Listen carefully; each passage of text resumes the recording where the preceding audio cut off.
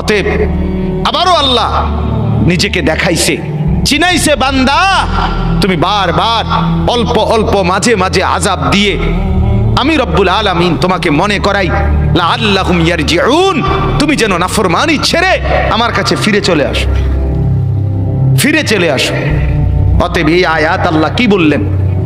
মনের চাহিদা, মনের চাহিদা। অসংখ্য অগণিত যুবক সারা রাত মোবাইলে উলঙ্গ ছবি দেখে, যে এটা কি প্রমাণ করে না সে তার মনের চাহিদার অনুসরণ করে? কথা বলেন না কেন? অসংখ্য অগণিত বোন সারা রাত পরের ছেলের সাথে অবৈধ প্রেমের আলাপ করে সারা রাত। তো এই বোন কি মনে হয়, আল্লাহকে খোদা মানে না মনের চাহিদাকে খোদা মানে?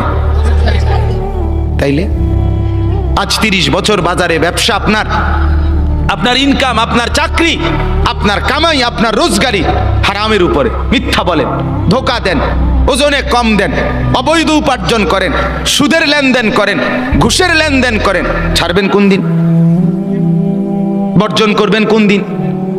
এই নাফরমানি ত্যাগ করবেন কোন দিন? আজ কতদিন গুনাহ লম্বা করলেন?